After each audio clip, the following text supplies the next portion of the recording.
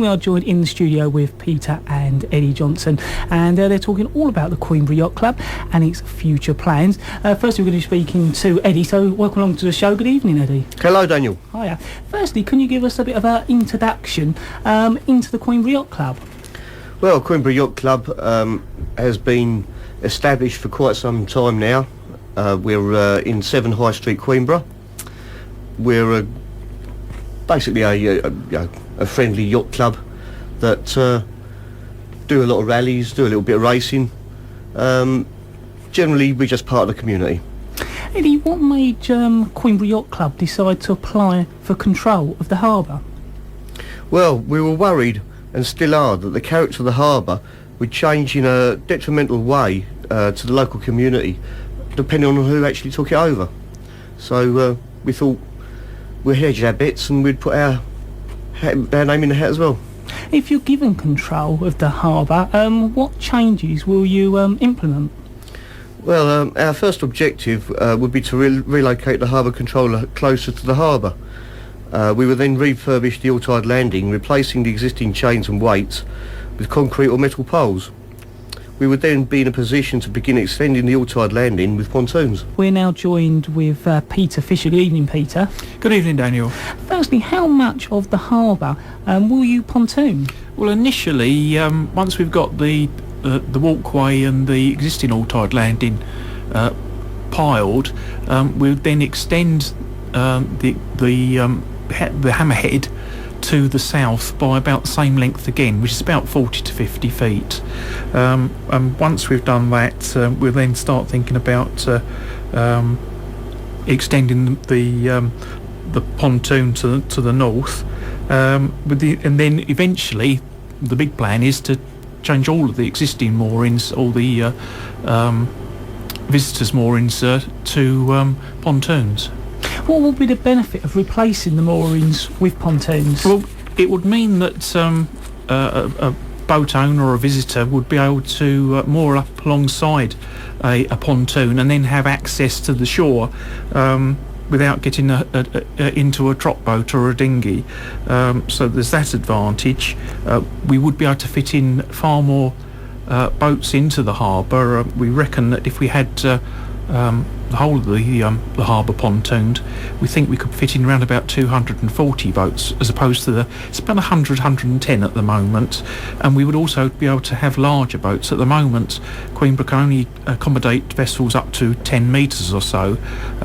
Once it's piled, we should be able to accommodate larger vessels. I wouldn't say an upper limit, but anything really that can get in. Eddie, what are the benefits? What benefits will there be to the local community of Queenborough? Well, Daniel, with an increase in mooring spaces and facilities, we anticipate an increase of business by the towns and pubs, pubs and shops. There will be a knock-on effect whereby, if the number of yachts increase, the number of tradespeople will also increase.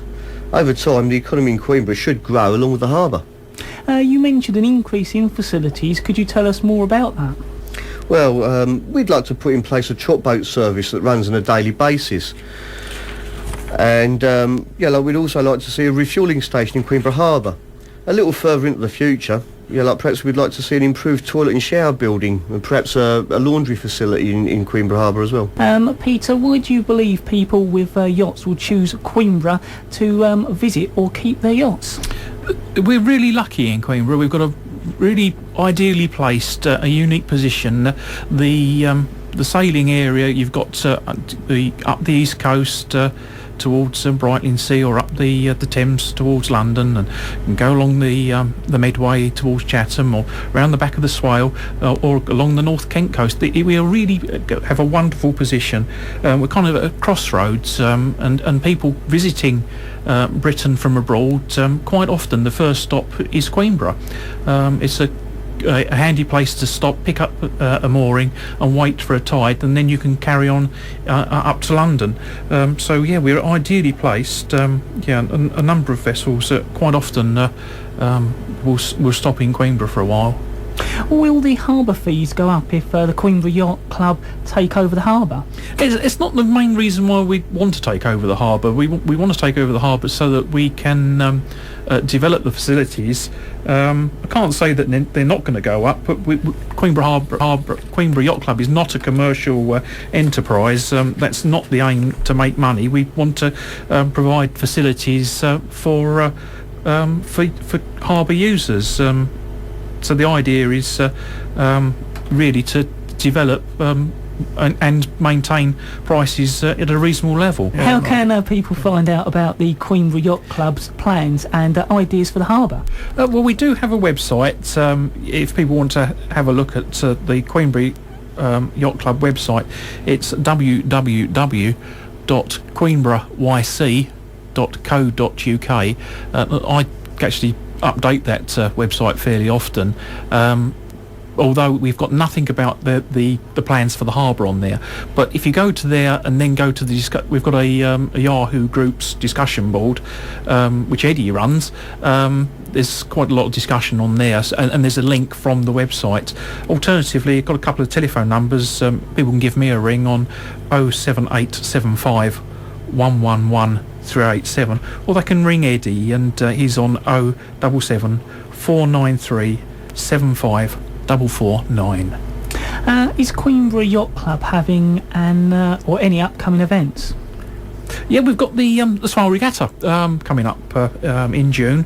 It's the 11th, 12th and 13th of June, and this year we're going to run the regatta around the other way. And in the past, well, I say in the past, for the last 10 years or so, we've ran it so that the boats start at Harty, and we have a race in the past at Harty on the Friday. This year we've turned it around about, and we're going to race around the Medway end around Queenborough on the Friday, and then on the Saturday we're going to race from Queenborough round the outside of the island to Harty, and then on the Sunday we're going to have a short race around out to Whitstable and back, and then back towards Queenborough around the inside of the island. But yeah, so that's coming up, as I said, 11th, 12th and 13th of June.